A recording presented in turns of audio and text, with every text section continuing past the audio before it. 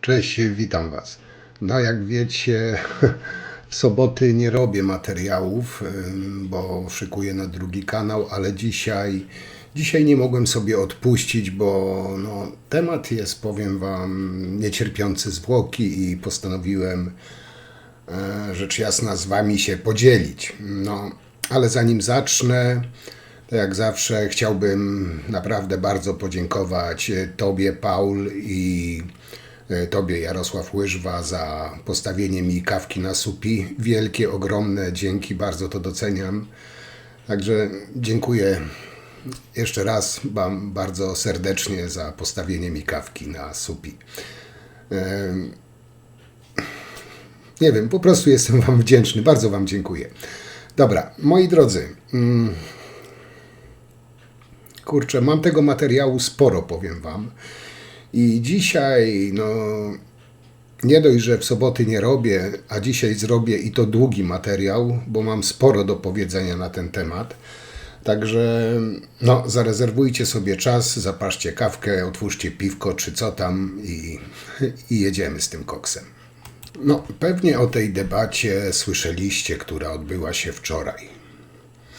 I przyznam Wam się, że odrobinę tej debaty się obawiałem, że po prostu będzie podobna jak ostatnia.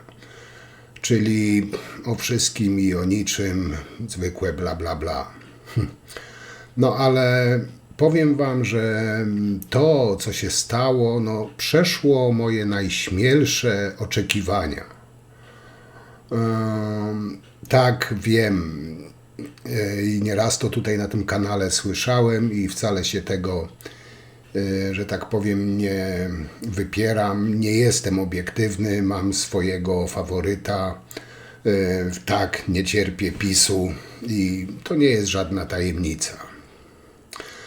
No ale powiedzieć, że Rafał Trzaskowski dał radę na tej ostatniej debacie, to tak jakby nic nie powiedzieć. On po prostu Nawrockiego, przepraszam za wyrażenie, ale powiem to czysto po polsku, on Nawrockiego po prostu rozjebał. I to, powiem Wam, napawa mnie takim optymizmem, że skoro wygrał wczoraj, to wygra też za tydzień. No a po tej całej debacie Nawrockiego z Trzaskowskim, to wydaje mi się, że na długo Nawrockiemu odechce się jakichkolwiek ustawek, no, bo do takiego stanu jak Trzaskowski doprowadził Trzaskowskiego, to powiem Wam, że nawet się nie spodziewałem. Której ustalono, że to była 300 wiz, a nie 300 000 wiz, więc pomylił się pan Raportniku, mój drogi panie dokładnie o 1 000, panie Rafale. Powiem Wam tak, w sumie no już robiłem o Nawrockim materiały, przecież wiecie, i wiedziałem, że Nawrocki to moralne dno i o tym też mówiłem. Ale jak teraz oglądałem tą debatę, to widzę, że nie dość, że to dno, buc, prostak, prawdopodobnie uzależniony od jakichś środków człowiek, generalnie myli pojęcia, myli kompetencje, braki dosłownie we wszystkim. Język mu się plącze, gestykulacja, nie wiem, wyuczona na 5 minut przed programem. Ten uśmiech jak kurwy do policjanta lub sztuczny jak zęby Obajtka. Nie wiem, zastanawiam się, chodzi mi tu o wyborców, znaczy sympatyków Nawrockiego. Czy oni tego naprawdę nie widzą? Przecież to jest zwykły jełop. No, ale co do tego, to nie muszę tutaj przekonanych przekonywać. I nie o tym dzisiejszy materiał. Powiem Wam, o czym będzie ten materiał. Zresztą się domyśliliście. O dziwnym zachowaniu Nawrockiego, no, delikatnie rzecz ujmując. I powiem Wam, że nie wiem, co tam Nawrocki wciągał podczas debaty, ale wiem jedno, Jak facet nie potrafi wytrzymać 1,5 godziny przed kamerami i odwala takie akcje, kiedy oglądają to dosłownie miliony widzów, a powtórki, urywki zobaczy zapewne większość Polaków, to znaczy, że ten jego nauk, czy nazwijmy to potrzeba, czy to, co tam było, jak zwał, tak zwał, wygrało ze zdrowym rozsądkiem. Tak słabą psychikę wykorzysta w przyszłości każdy wywiad zagraniczny. I się zastanawiam, jak do cholery on chce z poważnymi graczami światowymi jako głowa naszego państwa negocjować, nie wiem, działać w jakiś sposób na rzecz kraju, skoro on podczas głupiej debaty nie potrafi wytrzymać 1,5 godziny, żeby czegoś tam sobie nie wciągnąć. Tylko jedno w głowie mam, koksu 5 gram, odlecieć sam w krainę zapomnienia. Już nie raz mówiłem, że część naszego społeczeństwa to jest po prostu głupia część społeczeństwa, nie obrażając tu nikogo. Ta cała decyzja prezesa, mówię tu o Nawrockim, to było takie, wiecie co, splunięcie w twarz swoim wyznawcom. I to nie zwykłe splunięcie, tylko taką charą spod żołądka. I Kaczyński mówi do swoich wyborców: spójrzcie, wystawię wam najgorszą mędę, a wy i tak go wybierzecie. Te wszystkie afery z Nawrockim nie robią na wyborcach PiS żadnego wrażenia, bo oni wiedzą, że i tak rządzić będzie przecież Kaczyński. No a jemu, jak wiecie, ślepo ufają. Oni są po prostu głupi, ale nie aż tak, by nie wiedzieć, że Nawrocki to tylko figurant. Oni głosują nie tyle na Nawrockiego, co za powrotem PiS do władzy i przeciw Polakom, zdecydowanej większości Polaków. I tutaj, jak na ironię, Nawrocki już, można powiedzieć, pijany przejechał na pasach zakonnicę w ciąży i nic to by tak naprawdę nie zmieniło, bo pewnie oskarżyliby o to Tuska. No ale ja cały czas tak delikatnie zmierzam właśnie do tego głównego punktu programu, znaczy o tym, co Nawrocki wciągał. No, pisowcy po tym wszystkim oczywiście bronią go, tak to zazwyczaj mówię, niczym cnoty własnej córki. No, mówią, to dobry chłopak był, mało pił. No, prezydentem chce być facet, który jest tak uzależniony od, nie wiem, dopalaczy, narkotyków, że nie może powstrzymać się w tym momencie, mówię tu o momencie, gdzie oglądają go miliony ludzi. Nie może się powstrzymać od snusa, chyba dobrze to nazywam.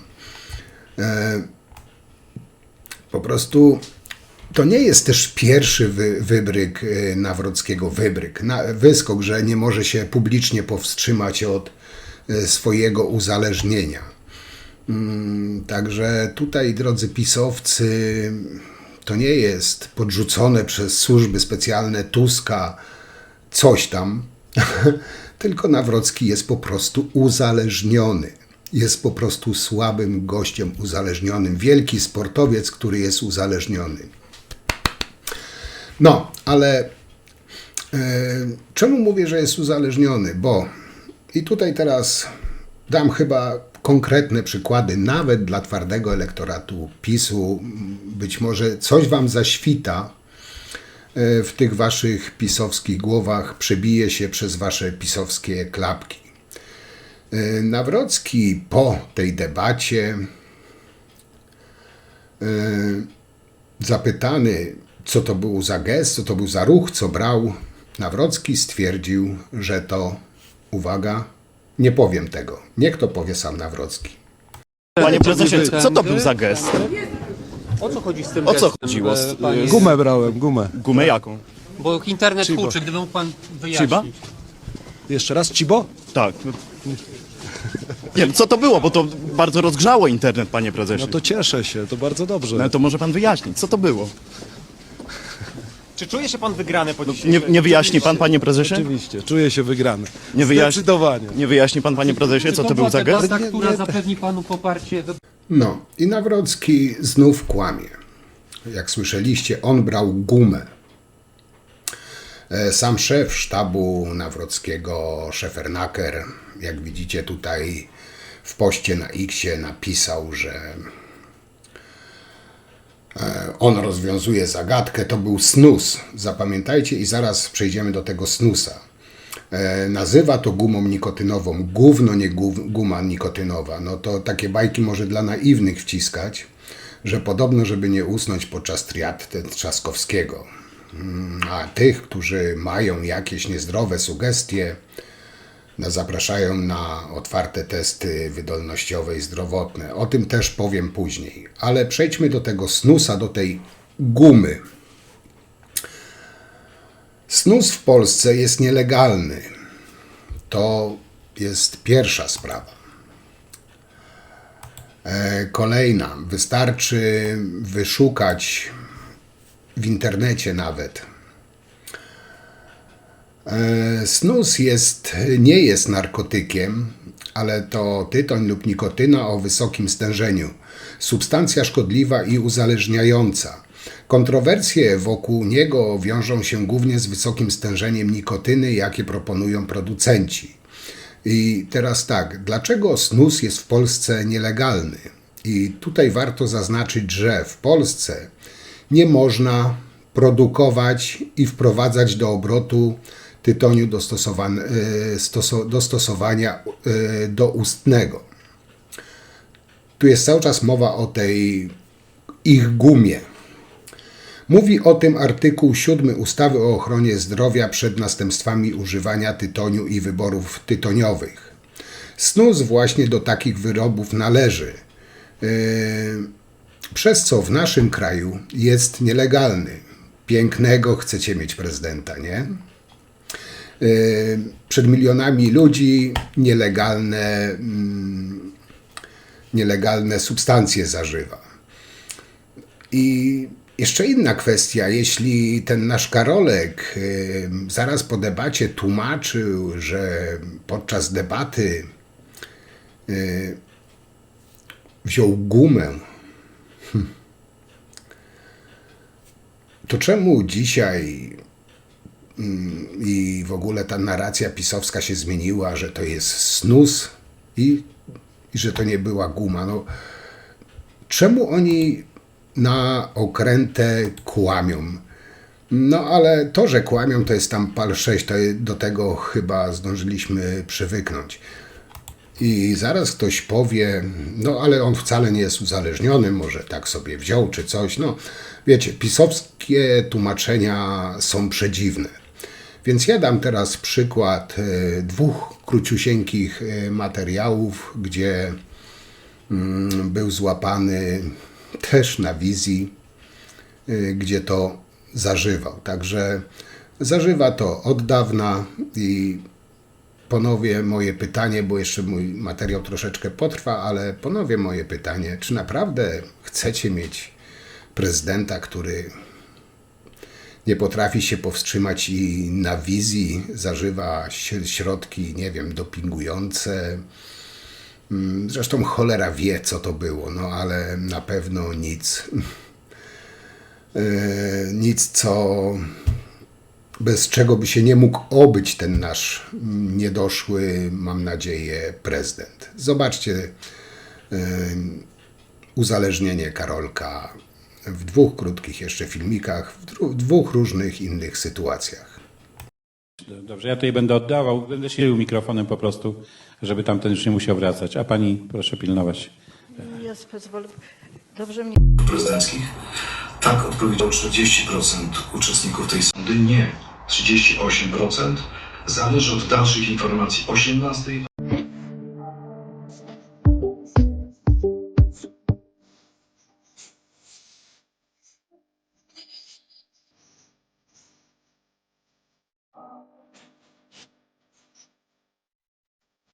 O, czy Nawrocki był na dopalaczu? Nie wiem. No i w sumie chyba nie trzeba wiedzieć, czy to była amfa, koka, snus, czy cholera wie co za inne świństwo.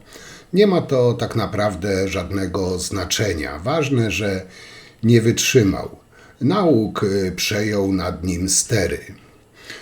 Gość wyszedł na scenę, by mówić o Polsce, a skończył na walce z własnym głodem. I tak naprawdę on nie debatował, tylko próbował nie pęknąć przed kamerą.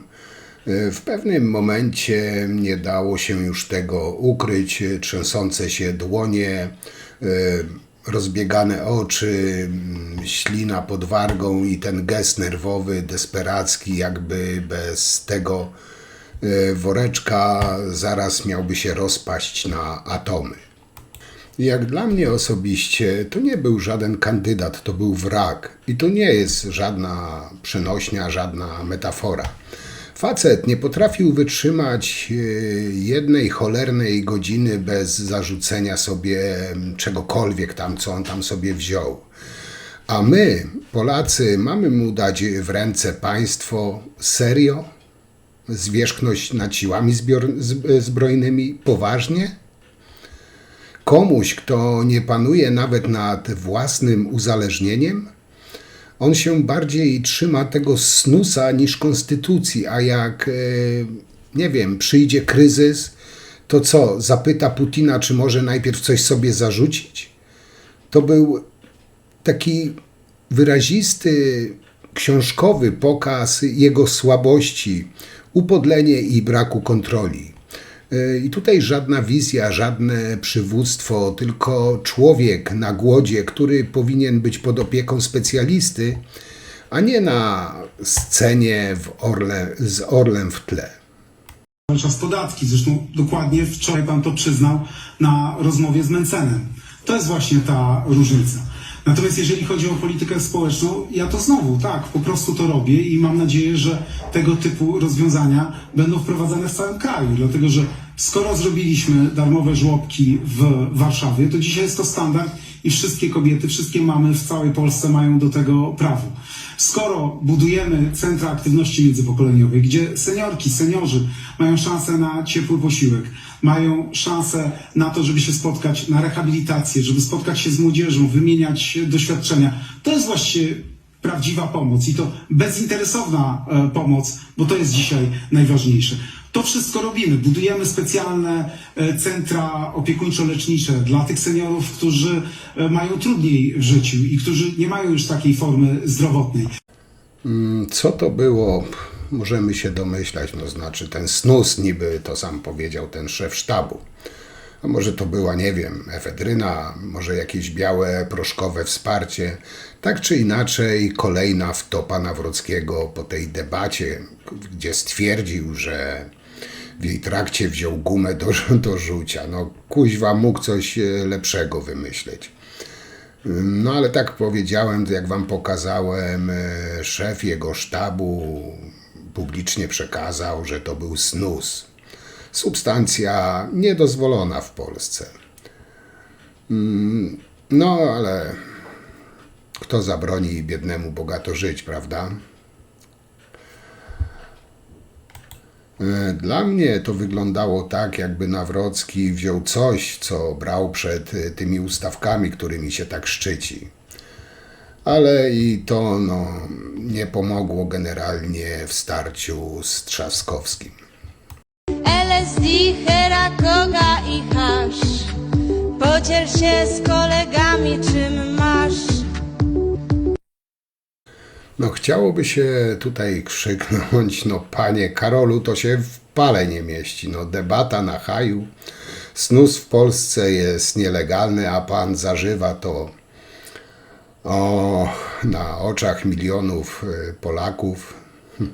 Powiem wam tak, ja już to widzę oczami wyobraźni. Na przykład, nie wiem, jest konferencja pokojowa, Nawrocki, Putin, no i oczywiście snus. Negocjacje z Trumpem, Nawrocki, Trump i snus. Wytyczne w centrali PiS, Nawrocki, Kaczyński i 2 snusy. No, mógłbym tak tutaj dywagować, porównywać bardzo długo, ale nie o to chodzi. No, ale my tutaj o jakichś narkotykach, dopalaczach, czy czym tam jeszcze, a być może, po prostu Nawrocki wykałaczką sobie szczypiorek z zęba wyciągał, Też tutaj taka podpowiedź dla sztabu Nawrockiego, że być może mógł po śniadaniu, nie wiem, szczypiorek w zębie utknął. No tak czy inaczej, najprawdopodobniej Nawrocki użył sobie snusa, bo tak się go kulturalnie wkłada właśnie pod wargę. Zresztą są takie precedensy z debaty, na których kandydat PiS trzyma w palcach coś, co wygląda jak karta SIM telefonu. Zresztą widzieliście, tam wcześniej wam wrzucałem, tak właśnie wygląda snus. Jest po prostu małą saszetką nikotynową, umieszcza się go pod górną wargę, gdzie nikotyna i inne substancje wchłaniają się przez błony śluzowe. Cały czas podatki, zresztą dokładnie wczoraj pan to przyznał. Budujemy specjalne centra opiekuńczo-lecznicze dla tych seniorów, którzy mają trudniej w życiu i którzy nie mają już takiej formy zdrowotnej. No okej, jeśli Nawrocki użył tego snusa, to efekty, jakie zapewnia ta używka, to są na przykład tutaj efekty fizjologiczne, czyli krótkoterminowe, wzrost ciśnienia krwi, przyspieszona akcja serca, pobudzenie ośrodkowego układu nerwowego, wzrost koncentracji, czujność, zmniejszenie czucia zmęczenia, wydzielanie dopaminy, uczucie przyjemności lub po prostu haju.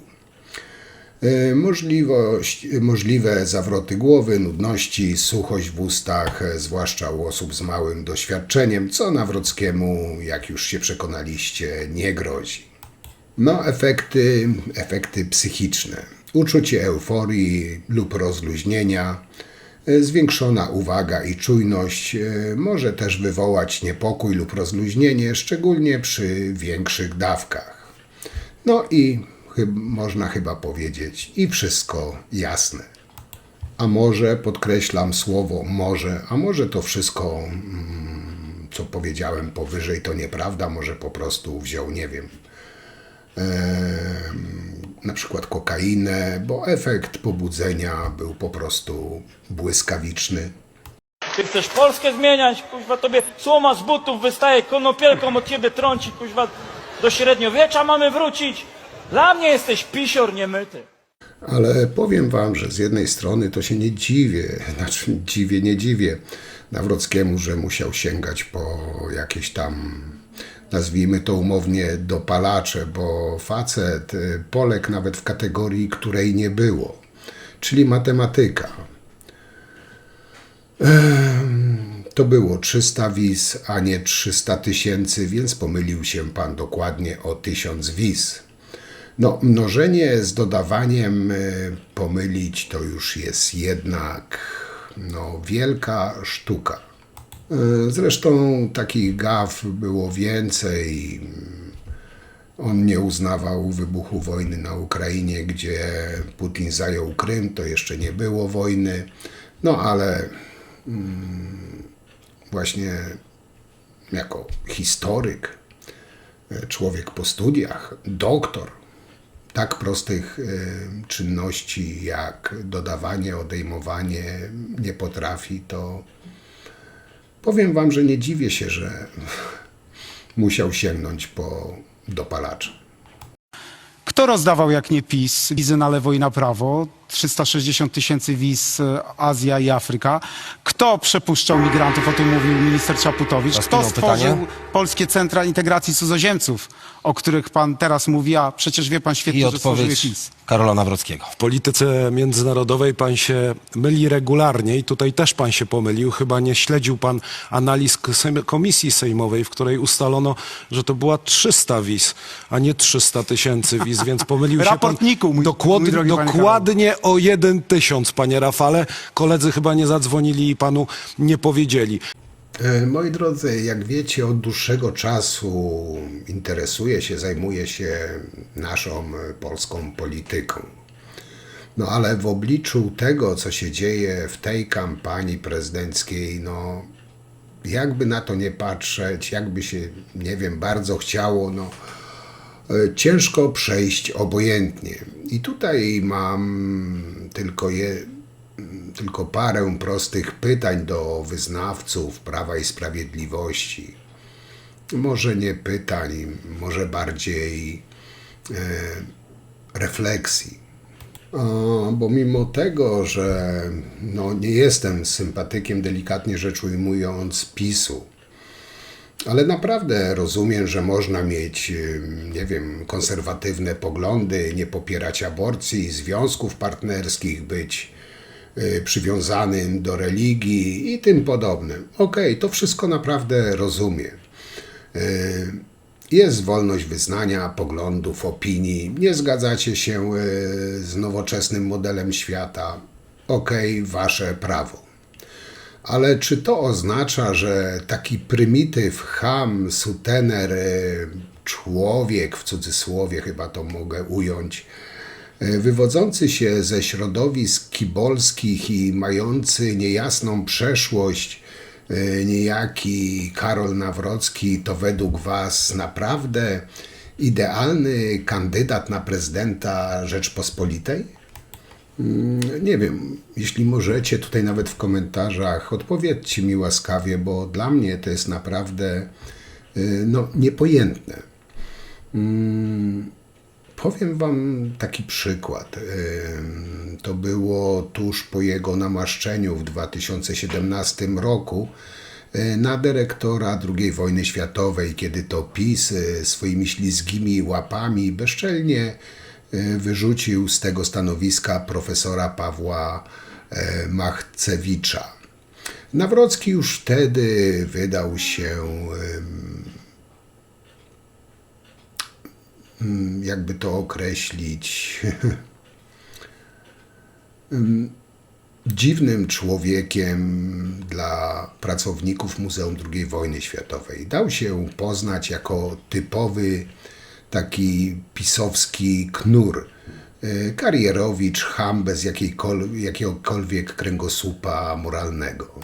I z tym swoim takim szyderczym, przyklejonym, sztucznym, niczym zęby Obajtka uśmiechem postanowił obrażać każdego po kolei tam, kto nie był mu przychylny w Muzeum II wojny światowej. Bo Menel Nawrocki nie umie rozmawiać. On zna język pięści, siły, wulgaryzmów, taki typowy Alfons.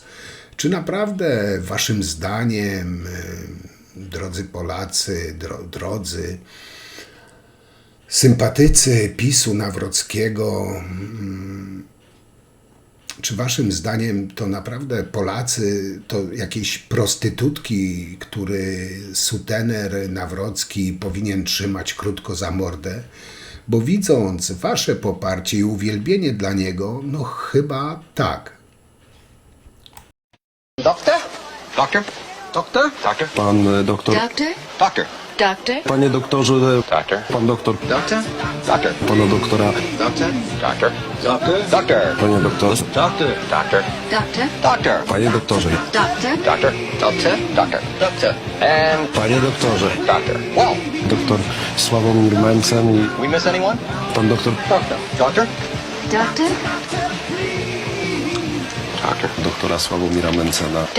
Doctor? I pan doktor, i państwo, którzy nas oglądacie. Powiem wam tak, tak jak wam wspominałem, oglądałem też tą rozmowę Nawrockiego z Mencenem.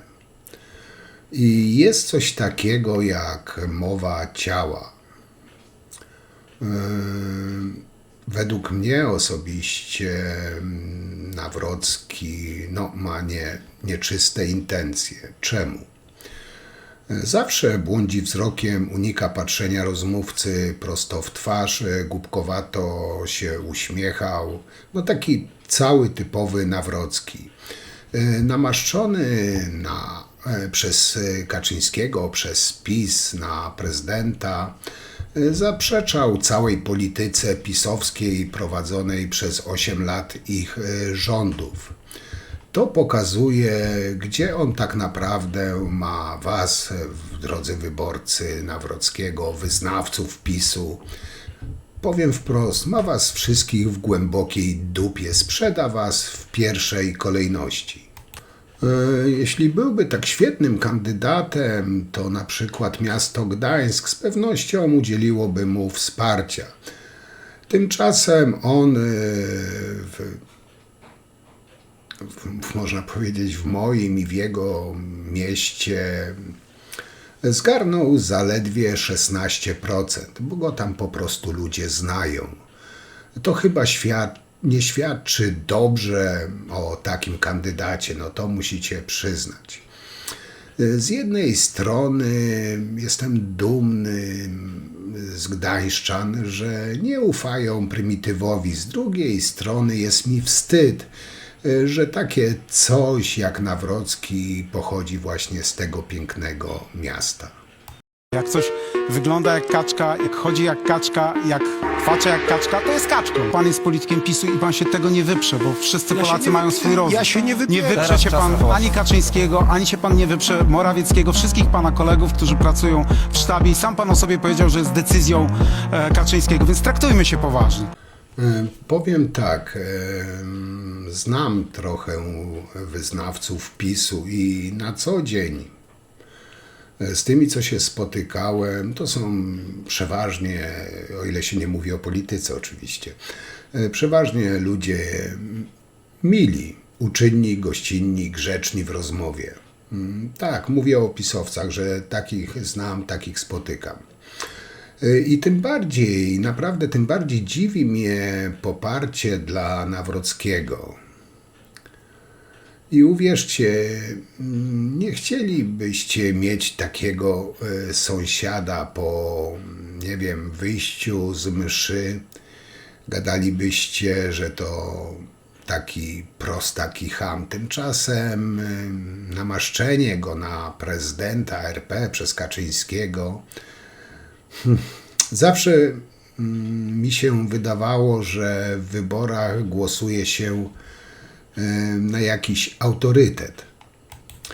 Na kogoś, kto uważa się za, nie wiem, lepszego od nas, mądrzejszego czy bardziej kompetentnego.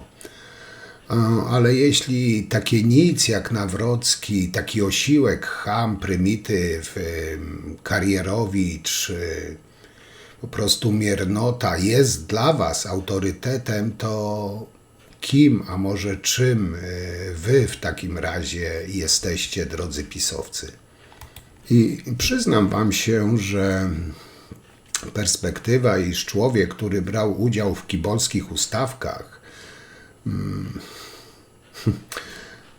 ma wręczać akty nominowania na stopnie generalskie oficerom policji. Mam bujną wyobraźnię, ale nie jestem w stanie tego naprawdę ogarnąć. Nie wiem jak wy.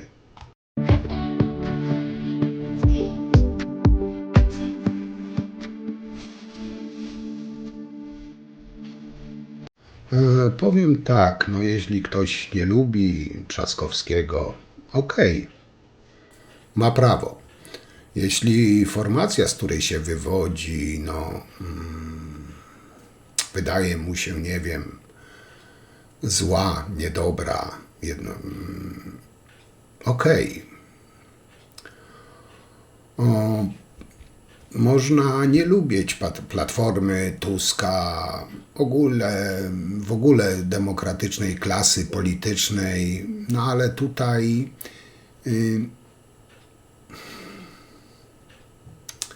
tutaj będziemy głosować, moi drodzy, przeciw Nawrockiemu. Przeciw temu, że ten kandydat o umyśle, nie wiem, pitekantropa, kibola będzie miał dostęp do ściśle tajnych dokumentów, do tajemnicy państwowej, że będzie reprezentował Polskę na zewnątrz. To będzie więcej niż dramat. Ja osobiście, co już niejednokrotnie wam podkreślałem, zagłosuję na Trzaskowskiego bez wahania, nawet z entuzjazmem. No i tutaj nie wiem, zwrócę się do przeciwników. Po prostu, moi drodzy, uchrońcie Polskę przed kompromitacją znacznie gorszą niż był Duda. Trudno sobie wyobrazić gorszą kompromitację, jaką robił Duda na arenie międzynarodowej i nie tylko, ale Nawrocki, jestem pewien, że jeśli, nie daj Boże, zostanie prezydentem, to naprawdę zatęsknimy jeszcze za Dudą.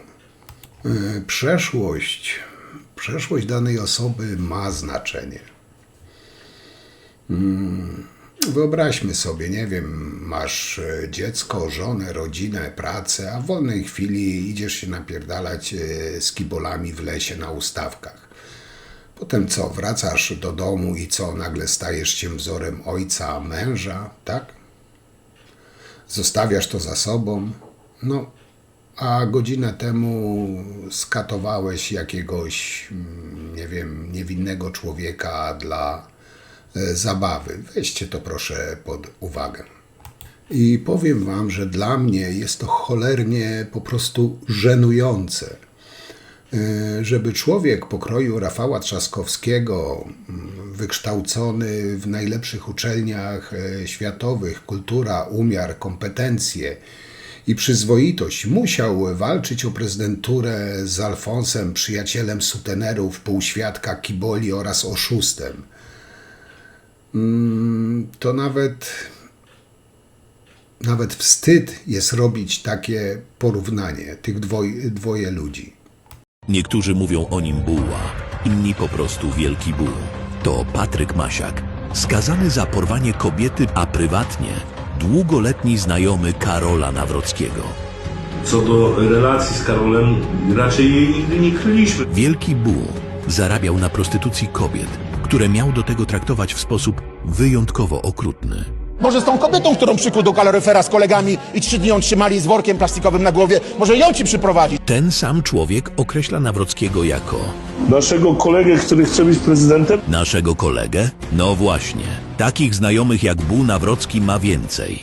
Na przykład neonazistę Grzegorza Chorodko, który gratulował Nawrockiemu posady w IPN. Albo Tomasz Greniuch, znany z hajlowania szef wrocławskiego IPN. A kim naprawdę jest sam Karol Nawrocki? Pokaż mi swoich przyjaciół, a powiem ci, kim jesteś. Czasami zastanawiam się, jakie kryteria mają wyborcy Nawrockiego, ci tak zwani wielcy patrioci.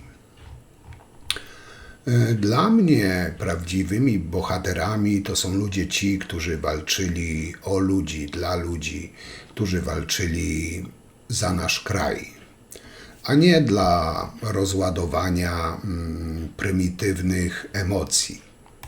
Kandydatem na prezydenta ze strony PiS jest człowiek, który bił innych za to, że mieli inne poglądy i upodobania. Rozumiecie to? Tłukł, kopał, walił po twarzy nieznanych sobie przypadkowych ludzi, bo oni lubili inny klub piłkarski. Może zastanówcie się, co to o tym człowieku mówi. Ewentualna wygrana Nawrockiego byłaby największym upokorzeniem i splugawieniem Polski w jej historii. byłaby splunięciem na groby wszystkich, którzy przez setki lat o wolność Polski walczyli. W świętym miejscu, gdzie najwięksi patrioci walczyli z nazistowskimi niemieckimi bestiami, prezydentem zostałby kumpel neonazistów. No, sama myśl budzi po prostu przerażenie. Rozmawiajmy o tych kibolach, dlatego że ci kibole, panie Karolu, to jest tylko margines prawdziwego środowiska kibiców. Pan opowiadał o tym, że lubi pan sport. No pytanie jest oczywiście o te ustawki. Czy pan w takich ustawkach brał udział, które są organizowane przez zorganizowane grupy przestępcze? I czy w związku z tym podpisze pan projekt ustawy zaostrzającej kary za przemoc wobec funkcjonariuszy policji na stadionach? Proszę jasno o tym powiedzieć. Niech pan oczywiście powie nam też o tych ustawkach, bo widzę, że pan jest z tego dumny. Pytanie słyszeliśmy, teraz czekamy na odpowiedź. Ja myślę, że więcej o ustawkach mógłby powiedzieć pana szef Donald Tusk, który chwalił się swoim udziałem w ustawkach, w artykułach, oficjalnych artykułach, także w rozmowie z Michałem Listkiewiczem. Mam nadzieję, że porozmawialiście sobie o tym, jak to wygląda. Między mną a Donaldem Tuskiem była jednak tego typu różnica, że on tam stał z jakimś metalowym szlauchem, jak opowiadał, a ja jestem, panie wiceprzewodniczący, człowiekiem z krwi i kości. Brał pan udział. Tak jak tę debatę prowadzę w sposób uczciwy i w sposób z szacunkiem do przeciwnika, którego ciężko szanować za to, co robi dla mojej ojczyzny, a mimo wszystko uśmiecham się do pana. Tak i moje wszystkie aktywności sportowe opierały się na sile mojego serca, na sile moich mięśni, moich pięści i zawsze... Okej, moi drodzy, będę powoli zbliżał się do końca. Mam nadzieję, że się w godzinie zamknę. Ale nie chciałem tego materiału rozbijać na dwie części. Uznałem, że to nie ma sensu. Czyli podsumowując, wracając jeszcze do tych używek uzależnienia Nawrockiego, tak jak wam wspomniałem, szef sztabu Nawrockiego wyjaśnił, a jednak nie wyjaśnił, że snus jest w Polsce nielegalny. Tylko pogratulować pisowcom kandydata. Fajny taki ten kandydat Nawrocki, taki nie za bardzo praworządny, taki lekko uzależniony. Nawrocki jest uzależniony od stymulantów. Zażywał tą substancję w trakcie debaty na oczach milionów Polaków. I jest silnie uzależniony, skoro nie może wytrzymać 1,5 godziny bez dopalacza. To po prostu, nie wiem, dopalacz jakiś psychoaktywnych o charakterze stymulacyjnym. Jeśli osoba uzależniona nie jest w stanie powstrzymać się przed zażyciem substancji psychoaktywnej w trakcie ważnych wydarzeń czy spotkań, to po prostu wskazuje na głębokie uzależnienie. I jakby na to nie spojrzeć, jest to bardzo zły objaw, bo wskazuje na to, że Nawrocki nie jest w stanie funkcjonować bez stymulantów. Potrzebuje substancji psychoaktywnej, żeby w ogóle jakoś funkcjonować. Jeśli Nawrocki zdecydował się zażyć tego snusa przed kamerami w obecności milionów ludzi, to znaczy, że potrzeba przyjęcia kolejnej dawki była po prostu silniejsza niż zdrowy rozsądek. I nie wiem, być może się nie znam, ale wydaje mi się, że ktoś taki nie powinien być dopuszczony w ogóle do polityki, bo to oznacza, że nie potrafi panować nad swoim uzależnieniem. Czy wyobrażacie sobie, moi drodzy, zwierzchnika sił zbrojnych, który przy żołnierzach ładuje sobie stymulanty na dziąsło? Jak można było wybrać kogoś takiego jako kandydata do fotela prezydenta, kandydata zwierzchnika sił zbrojnych, reprezentanta wszystkich Polaków?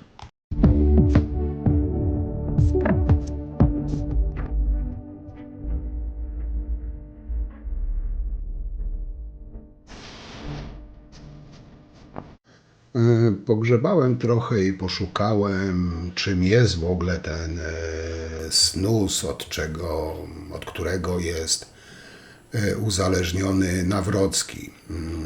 I tutaj udało mi się znaleźć kilka ciekawych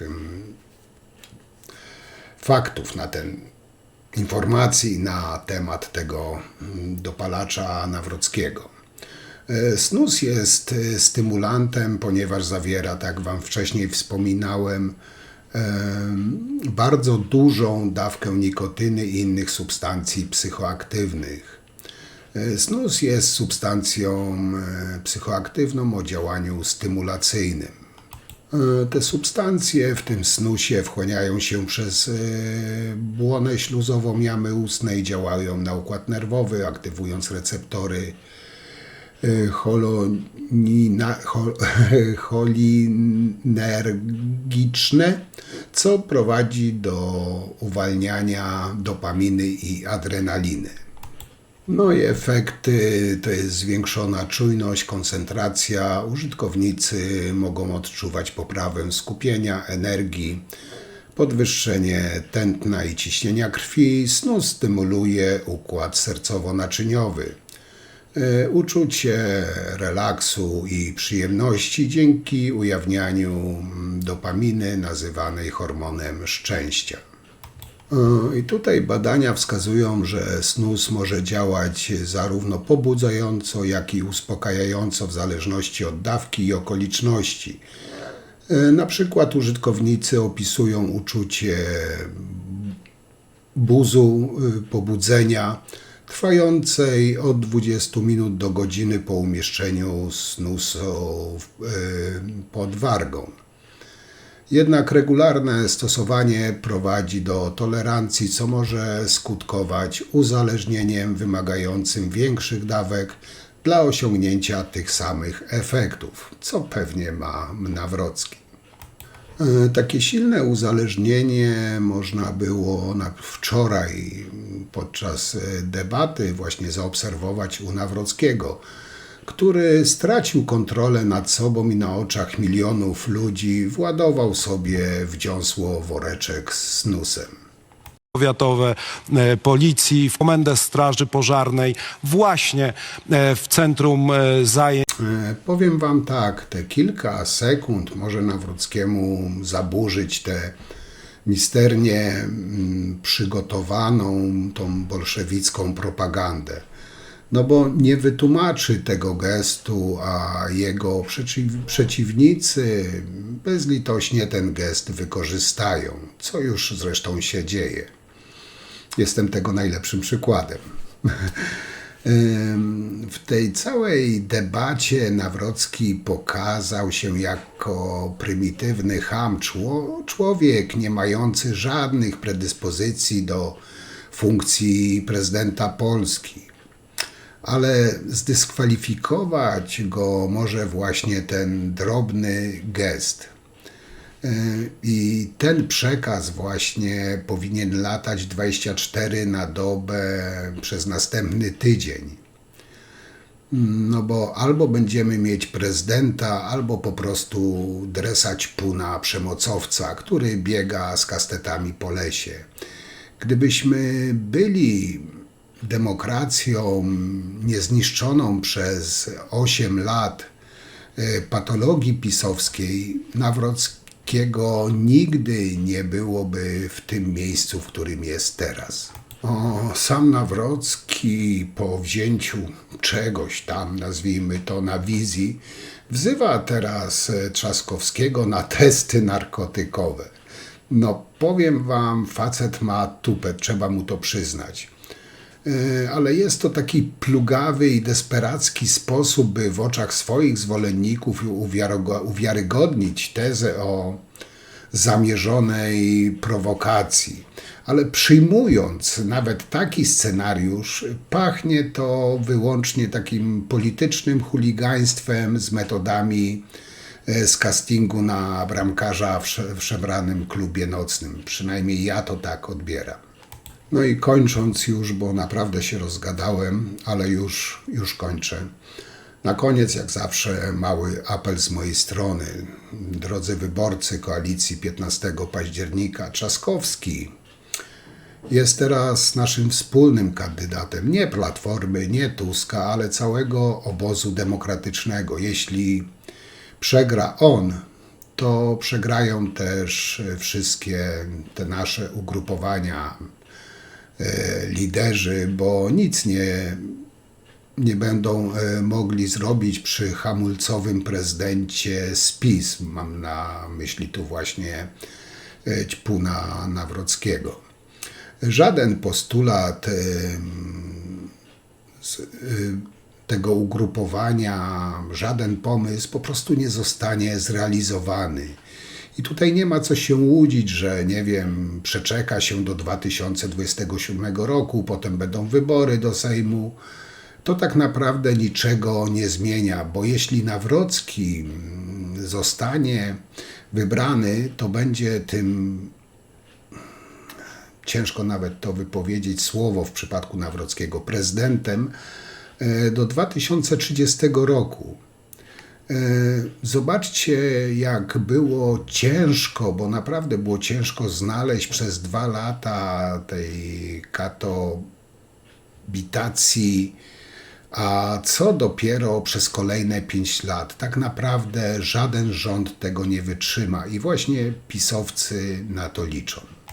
Moi kochani, w sucharze dnia wrzucę wam 3 takie orki Trzaskowskiego na Nawrockim, żebyście wiedzieli, dlaczego być może Nawrocki nie wytrzymał ciśnienia i musiał się podładować, że tak powiem.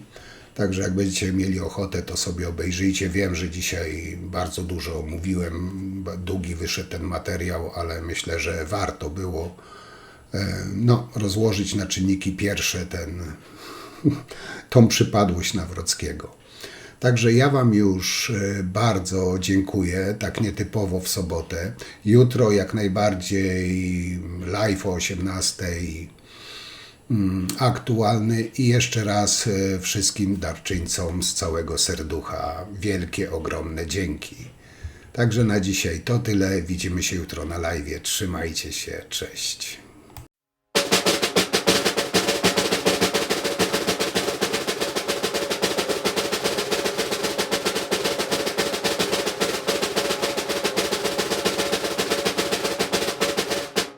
Nieprawda, po prostu nieprawda. Wszystko, co pan powiedział, jest nieprawdą, dlatego że akurat w Warszawie ja odpowiadam za 120 przychodni. W jednej z nich na Ursynowie jestem gościem, bo trzeba się sprawdzać i również korzystać z tych wszystkich programów profilaktycznych, które my zapewniamy wszystkim warszawiankom i warszawiakom. 120 przychodni, z czego ponad 20 to są przychodnie, które są całkowicie odnowione. To są przychodnie, które mogą świecić przykładem w całej Polsce.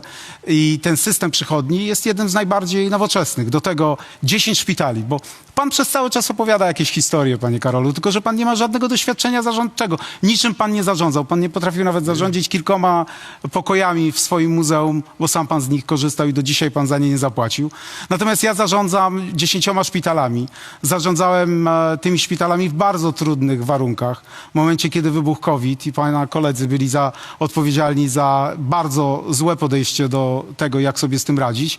I proponujemy najnowocześniejsze rozwiązania. Zadbałem o zdrowie kobiet. Zrobiliśmy Instytut Zdrowia Kobiet, gdzie zajmujemy się kobietami od dziewczynki do seniorki. Mnóstwo programów profilaktycznych. Pomagamy seniorom. No, seniorzy jak słyszą pana nazwisko, to chcą się salwować ucieczką, bo wiedzą, jak pan pomaga seniorom, a my im pomagamy na serio. I taka jest rzeczywistość służby zdrowia czy ochrony zdrowia w Warszawie. Uważam, że naprawdę jest jeszcze sporo do zrobienia, ale jest naprawdę, naprawdę dobrze. Jakie podatki podniesiecie, gdyby został pan prezydentem Polski? Bo nie pytam o to, czy podniesiecie, tylko jakie podatki podniesiecie. I odpowiedź Rafała Trzaskowskiego. Ale to przecież chyba pan żartuje, panie Karolu. No na serio, naprawdę wchodzi pan w podatki, jak wczoraj się pan na tym poślizgnął w rozmowie z Mencenem. Przecież Mencen panu przypomniał, ja panu też mogę przypomnieć. 22 nowe podatki wprowadził PiS, nawet podatek od deszczu. I to są pana koledzy, to są ci ludzie, którzy dzisiaj chcą wrócić do władzy, dlatego że oni marzą tylko o tym, żeby wrócić do władzy i znowu niszczyć Polskę. O tym jest stawka tych wyborów prezydenckich, drodzy państwo. To właśnie ci ludzie, o których pan Karol Nawrocki wczoraj u pana Sławomira Mencena mówił, że wszystko co złe, Zielony Ład, kwestie dotyczące migracji, cytował to, jak minister Czaputowicz mówił, że to oni wpuszczali migrantów, właśnie kwestie niedbania o polskie rolnictwo, że to wszystko wina PiS-u. I oni właśnie dzisiaj wszyscy chcą wrócić do władzy, żeby dalej niszczyć Polskę. Razem z panem Karolem Nawrockim. Natomiast jeżeli chodzi o kwestie dotyczące podatków, ja jasno mówiłem, że ja jestem przeciwko nowym podatkom.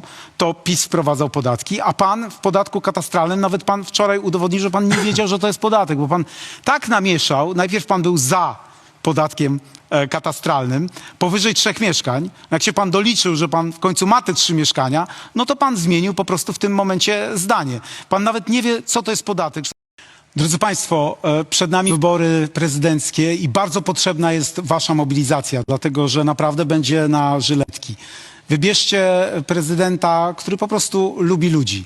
Wybierzcie prezydenta, który ma szacunek dla innych. Wybierzcie prezydenta, dla którego takie wartości jak właśnie uczciwość, jak zwykła ludzka przyzwoitość są naprawdę wartościami, w które nie tylko wierzy, ale którymi się kieruje w swoim życiu. Wybierzcie prezydenta, który nigdy nie będzie obojętny i jeżeli będzie stało się coś bardzo złego, to będzie zawsze interweniował i będzie zabierał głos. Wybierzcie prezydenta w końcu, drodzy Państwo, który ma doświadczenie, bo to jest bardzo ważne. Wielu z moich konkurentów, również mój konkurent dzisiaj opowiadają o tym, co by chcieli zrobić. Ja to robię od wielu, wielu lat, robię to po prostu na co dzień i to jest dzisiaj podstawą. Drodzy Państwo, ważne jest też to, żebyście wiedzieli, kim jest osoba, na którą oddajecie głos. Ja zostałem przez te ostatnie lata prześwietlony w każdy możliwy sposób. Startowałem 4-5 razy w wyborach i dostawałem wasze poparcie. Wszystko, absolutnie wszystko o mnie wiecie, a to jest bardzo istotne. I co najważniejsze, ja się nie chcę zajmować przeszłością, ja chcę patrzeć w przyszłość, chcę pomóc wam realizować wasze aspiracje i marzenia. My możemy dogonić dzisiaj Europę, my możemy ją przegonić, możemy rywalizować z największymi w Europie, pod warunkiem, że nie będzie chaosu i awantury. A niestety taka jest alternatywa. Chaos, awantura i tylko i wyłącznie burzenie tego wszystkiego, co nam się udało zbudować. Zjechałem Polskę wzdłuż i wszerz i widzę, jak jesteśmy wszyscy dumni z tego, co udało nam się zbudować. Nie dajmy sobie odebrać tej dumy, nie dajmy sobie odebrać marzeń i aspiracji. Bardzo Państwa proszę o głos, o pełną mobilizację. Jestem przekonany, że wygramy i wygra cała Polska.